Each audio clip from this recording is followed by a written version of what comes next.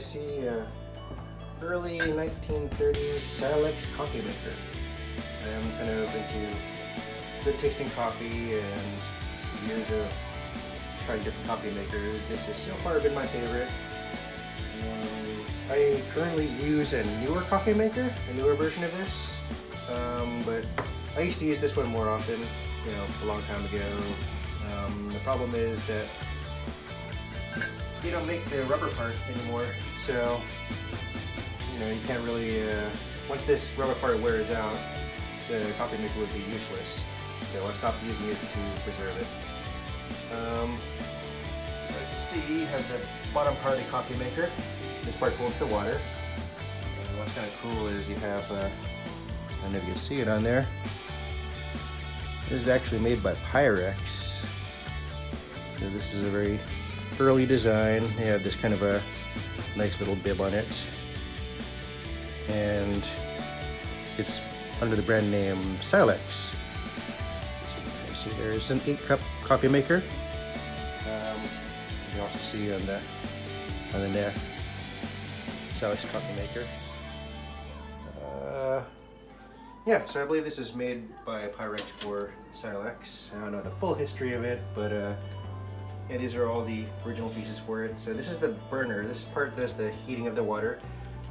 This is from my first coffee maker. I used to have another one of these, but I don't know whether our voltage is higher or what, but when I was using the bottom burner with the original one, it cracked the base, and that really kind of sucked. So I don't use the burner too much anymore, unless you preheat the water, then you can use the burner. That way you don't have too much of a temperature difference between the pot and the burner. So my guess is that, you know, this just got way too hot and it just cracked the pot. So anyways, I'm going to preheat the water on the stove, and then I'll turn on the burner so you can see it light up. This is pretty cool. Then put the rest of the process together. So this is actually the coffee filter. This is a glass rod coffee filter. So the way this works is that it goes into the top compartment where you put your coffee. That theory being is, you know, you put the coffee inside there, the water comes out, boils, it, you know, brews your coffee, and when it sucks back down, this blocks the grinds from going back down into the coffee pot. So that is the coffee filter by definition. So this is a nice chrome lid it came with. Has all the accessories. So the benefit of using a vacuum coffee pot is you have minimal contact with metal for your coffee. So if you brew your coffee and you taste the flavor of, say, a paper filter, you know, sometimes the paper will have a flavor to it and people will notice. Or if you're brewing in a metal coffee pot, you might get the taste of metal. And, you know, if you don't like that taste, the best way to do it is just have as minimal contact with metal and all glass, you know, all glass contact. Some people have complained that they taste the rubber a little bit. I haven't noticed it too much. Honestly, I haven't noticed the rubber at all. But you know, that's the only area where you might get some, you know, cross flavoring is if the rubber, or you know, if rubber gives off any flavor, which I haven't noticed. So yeah, I'll heat up the water, and then I'll turn on the burner. Oh, by the way, this one has like a little temperature controller for this. This is a special device they made for keeping your pot warm. As you can see on this particular plug, it has a little dial, so you can turn it off. You can turn, you know, go into the heat range, low, medium, high. You know, so this is lower, goes up higher, and all the way up. So I got this one in hope of, you know, not overheating the pot and cracking it again, so I can kind of reduce the heat. It could act as a, you know, a pot warmer perhaps, but this is a special optional accessory, I believe. Yeah, so let's start the process, make some coffee. There's a little stand here, which is kind of cool. This over here, plus a scoop of coffee. It's not exactly a coffee snob kind of coffee. I just do this for demonstration.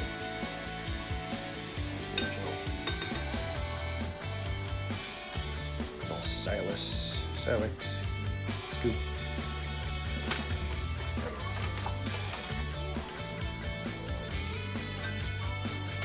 Oh, I'm getting kind of mild.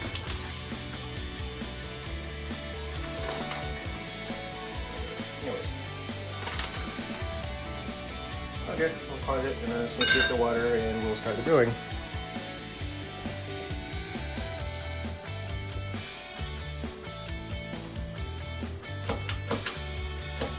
So the water is boiled and it's on its You're going to try not to crack the pot burner. Yeah, it looks pretty cool. So I turn on the heat to low. I don't have it fully. I don't have the water all the way up. You can see it. It looks pretty cool. Ooh.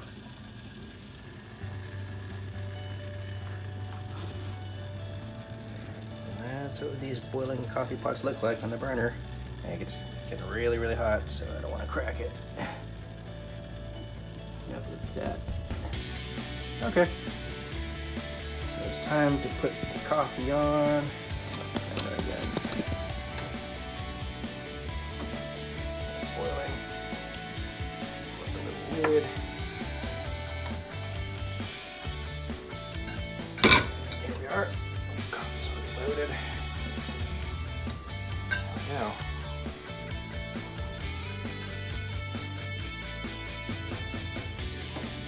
boil them up. Oh, I can see it. And there goes the coffee. There's one up to the top.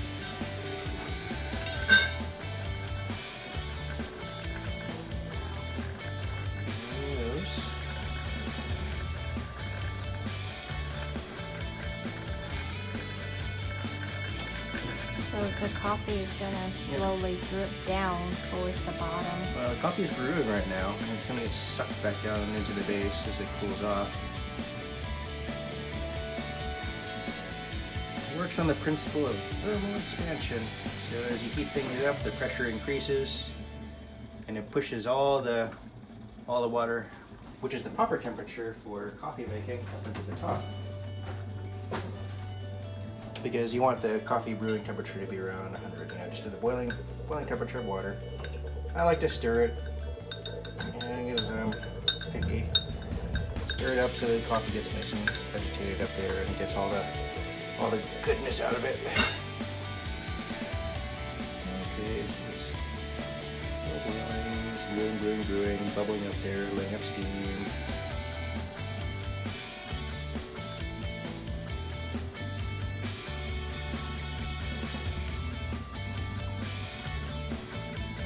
Is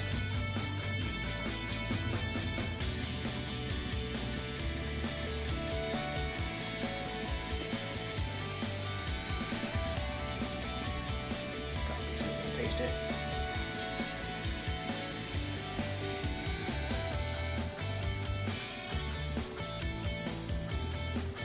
Just a heads up, for most coffee makers, you wouldn't need to be fiddling with the temperature. I'm just being cautious. I don't want to overheat and crack the pot.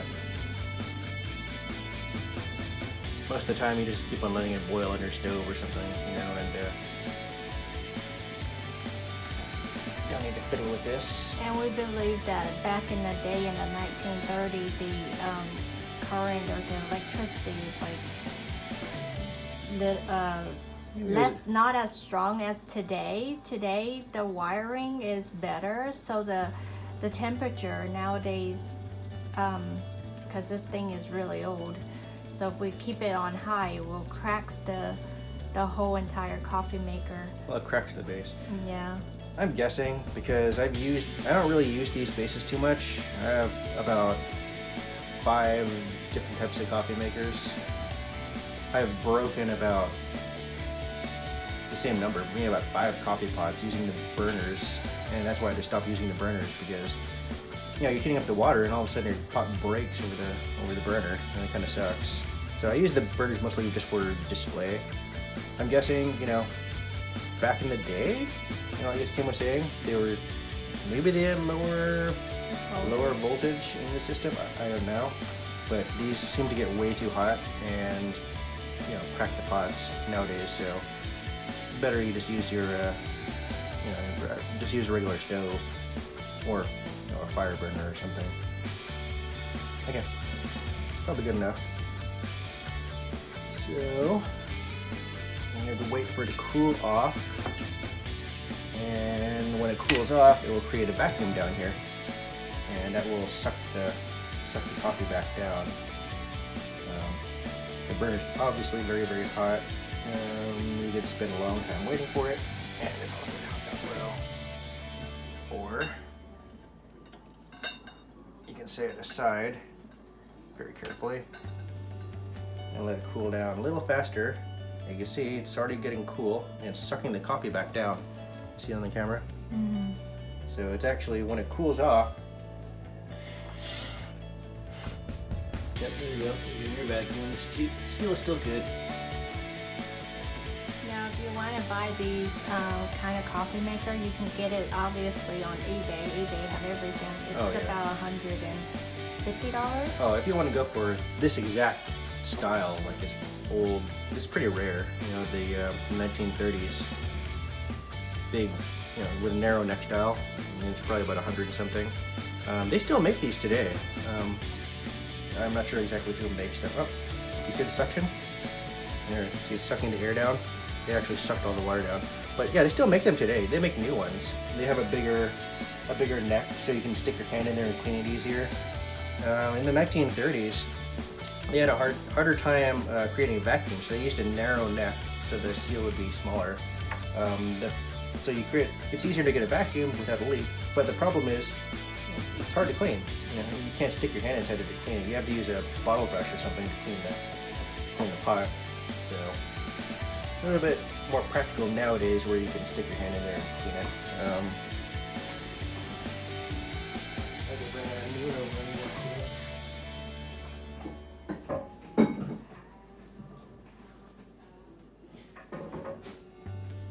What's really special about these too is that you don't get any coffee grinds in your coffee, which is kind of cool. It's neat. And it's very decorative. Yeah, they look nice. So this is a newer one. This is probably from the 1950s, 1960s.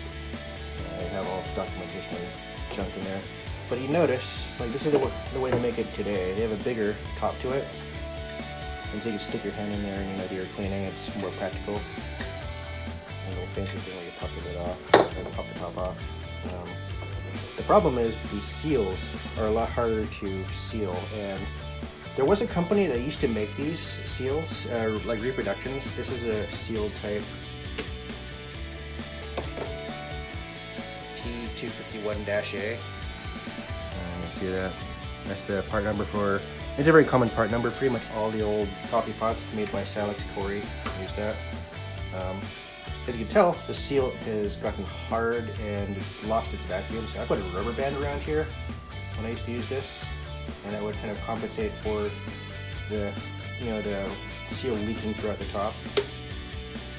Helps a little bit, but these old natural rubber seals are just, you're lucky if you can find another one.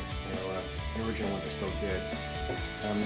The company that made reproduction silicone seals, they stopped making them. So yeah, that kind of sucks. But hopefully somebody will step up and start making the seals again and be a hero, revive some of these old coffee pots. So that's how this guy's done. So you have to have a nice little handle on here. You gotta kind of. Is it hot? It's hot. But it's hot.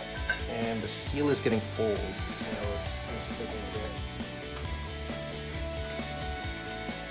So back in the day, it's very cumbersome to make coffee.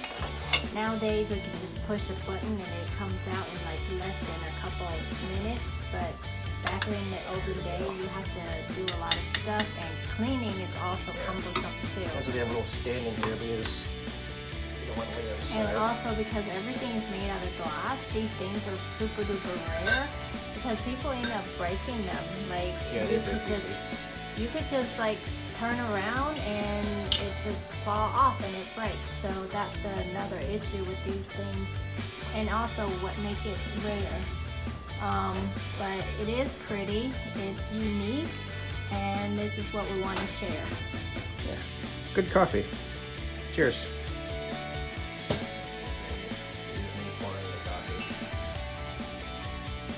Hard work for coffee. See, little pup does his job. Yep. Okay, coffee. Okay, cheers. Yum yum. How does it taste? Delicious. Good. I don't taste the rubber. No rubber? It's good. Yeah. I mean, this coffee maker. I love this coffee maker. It's always made good coffee. Yeah. Very tasty, and I don't know. It's the way to do it, really. Yeah. It's delicious coffee. All It right. doesn't taste like filter. It doesn't taste like metal. It's clean and smooth. Okay. Well, thank you for sharing.